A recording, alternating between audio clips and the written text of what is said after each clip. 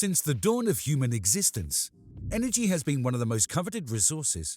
From agricultural energy, which provided the human race with the resources and power it needed to survive over 10,000 years, to non-agricultural energy, which eventually led to the birth of the civilization we know today. This is true across the great continent of Europe, which is experiencing one of the worst energy crises in its history. So what has caused this giant continent to fall on its knees? Does it have anything to do with Europe's quest for renewable energy, and is there hope for the future? Stay tuned as we tell you all about the rise and fall of European energy and how the crisis affects us all. The continent of Europe is home to 27 landlocked countries that share a common and interesting history, especially in the aspect of energy. As Europe has not always been the most fortunate in the grand scheme of events during the history of the world. However, energy has played a critical role in the continent's growth and rise to power both before and after World War II. Shortly after World War II, the Treaty of Paris established the European Coal and Steel Community in 1951. The committee oversaw the production and distribution of energy to all the countries on the continent. During this period of time, coal was the preferred source of energy and was the backbone of European industrialization and the integration of the continent. Nevertheless, the source of energy, although efficient, released a dangerous amount of pollution in the atmosphere and was largely responsible for many tragedies such as the Great London Smog of 1952, which occurred just 1 year after the establishment of the ECSC. The smog was caused by a mixture of terrible weather and smoke released into the atmosphere due to the burning of coal. Sadly, this smog would lead to the deaths of about 4,000 people and would cement the need for a new means of energy creation.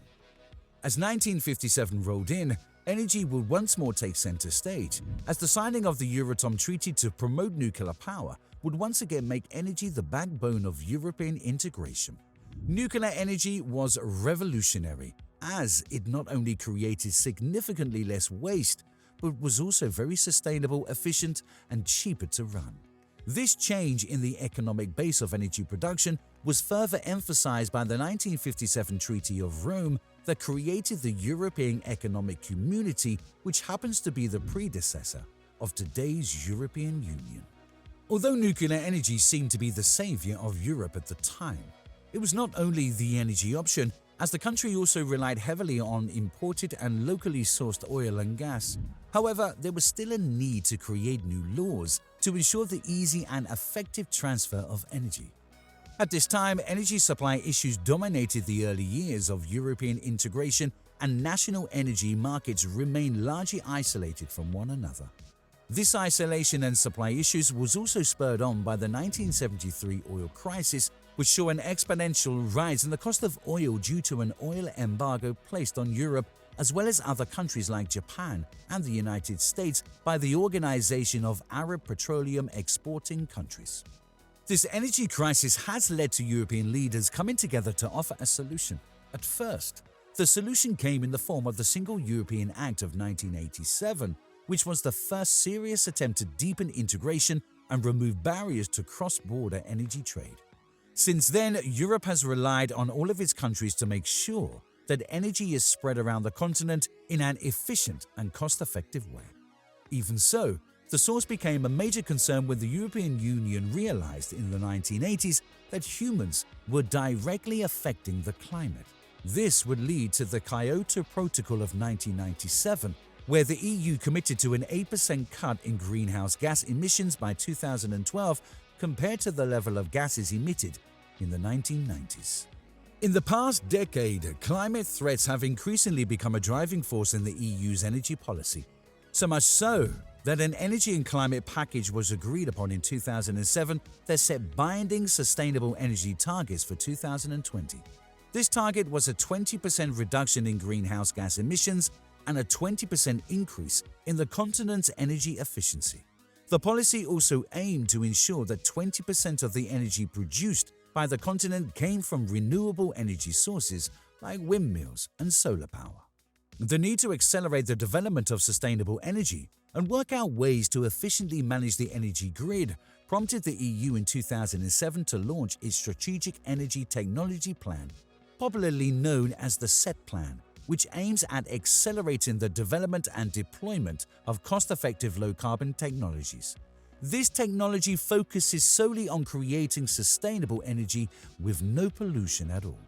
So, with so much focus and intent on energy, how exactly did Europe find itself in an energy crisis so bad that it requires the people to protest as the European leaders call a meeting to address the crisis?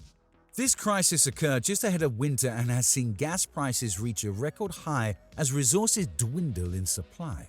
Although the price and demand of natural gas around the world has risen due to the recent reopening of factories after the COVID-19 pandemic, Europe's energy crisis seems to be more than just the increase in the price of natural gas worldwide, as the country has about 3/4 of its usual gas in storage, as the price of gas continues to rapidly climb up, so much so that the Italians are to expect a massive 40% increase in the cost of gas. However, European leaders have stated that the new crisis is a wake-up call for the continent to rely less on fossil fuels and more on renewable energy. But what exactly caused the crisis? To understand the genesis of the crisis, we need to take into account the fact that Russia is one of the continent's largest natural gas suppliers, and as a result of the Russia-Ukraine crisis, supplies of the natural gas that the continent uses to run factories, generate electricity, and heat homes have been suspended for years. Russia suspending their supply of natural gas has dealt such a heavy blow to the continent's power supply because the country provided about 40% of the European Union's gas consumption by pipeline. And those exports have been cut by 75%, meaning that there is barely enough natural gas to keep the continent running. Russia has halted supply as a direct response to the sanctions imposed on Moscow by the West due to its war against neighboring Ukraine. As a result, European governments have tried to diversify supply by buying more liquefied natural gas, as well as introducing measures to reduce demand and save energy. But all this seems to only prevent the inevitable as the citizens look forward to a scary, freezing winter. Europe actually has a lot of gas, but they decided to move away from fossil fuels and not drill out their own natural resources. The EU imports about 80% of its total gas needs, with domestic production halving in the past 10 years. Germany, which has gas deposits of its own, banned fracking, as did France and other countries. This, however, has angered many citizens as they wonder how they are to survive the winter. Another reason for the crisis was the rapid economic recovery and weather conditions in various parts of the world. Besides, maintenance work that has been delayed by the pandemic also had a part to play, as well as earlier decisions by oil and gas companies and exporting countries to reduce investments. So, what is the way forward? And is there hope for a warmer winter? According to multiple renowned professors and personalities, the future of the European energy crisis hangs on its ability to create and distribute renewable energy among its countries. Many believe that if the country can find its footing in renewable energy, then energy will be a thing of the past. These renewable energy sources include solar energy, hydropower, wind energy, geothermal energy, and biomass energy. Others, however, believe the country should tap into its natural resources, at least for the time being, to help soften the blow of the crisis until it finds a longer, more sustainable solution. Regardless of how the European Union decides to play its cards, this remains one of the worst energy crises in the history of Europe and continues to scare citizens as winter draws nearer and nearer.